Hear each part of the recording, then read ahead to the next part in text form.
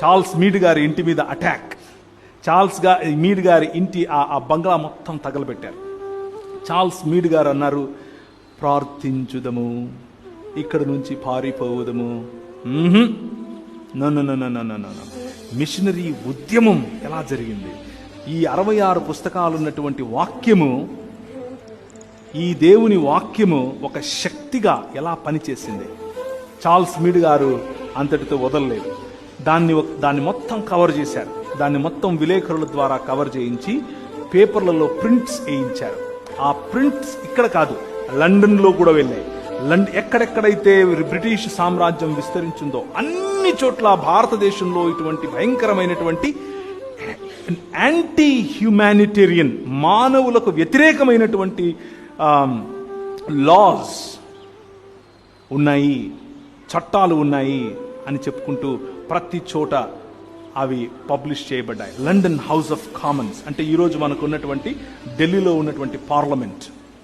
London house of కామన్స్లో ఎంపీలు నిలబడి మాట్లాడుతున్నారు. అందులో ఒకరు మన కోసం నిలబడేటటువంటి వారు విలియం విల్బర్ ఫోర్స్ గారు. ఆయన మరియు ఆయనతో పాటు కలిసి సహచరులుగా ఉన్నటువంటి వారు, అలాంటి వారు ఎంతో మంది ఉండేవారు ఆ రోజుల్లో.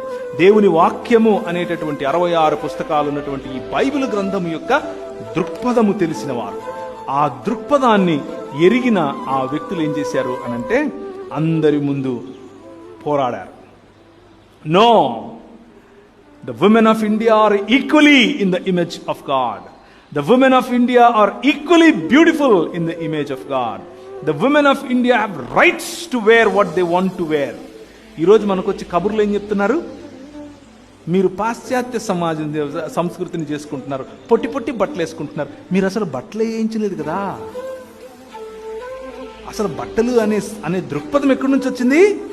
66 పుస్తకాలు ఉన్నటువంటి బైబిల్ నుంచి వచ్చింది. బట్టలు వేసుకుని గౌరవప్రదంగా బ్రతకాలి అనేటటువంటి దృక్పథం ఈ పుస్తకం నేర్పించింది. ఎవరికి? అందరికీ. మీరెవరికని చెప్తున్నారు? కొందరికే. సో ఈ నాయర్ సమాజం వారు అలా చేసిన తర్వాత కొద్ది రోజులకు ప్రపంచమంతట్లో కూడా ఈ విషయం తెలిసిపోయింది. ఇలా జరుగుతోంది. అక్కడి నుంచి రాణి, అనగా బ్రిటిష్ సామ్రాజ్యానికి చెందిన రాణి ఒక లేఖ రాసింది ట్రాంక్ బార్లో ఉన్నటువంటి అధికారులకు. మేము మీ వ్యక్తిగత లేకపోతే మీ చట్టాల్లోకి జోక్యం చేసుకోవడం మాకు ఇష్టం లేదు, కానీ ఇది బ్రిటిష్ సామ్రాజ్యంలో ఒక భాగం కాబట్టి మిమ్మల్ని రిక్వెస్ట్ చేస్తున్నాం, ఇలాంటి అల్లర్లు జరగకుండా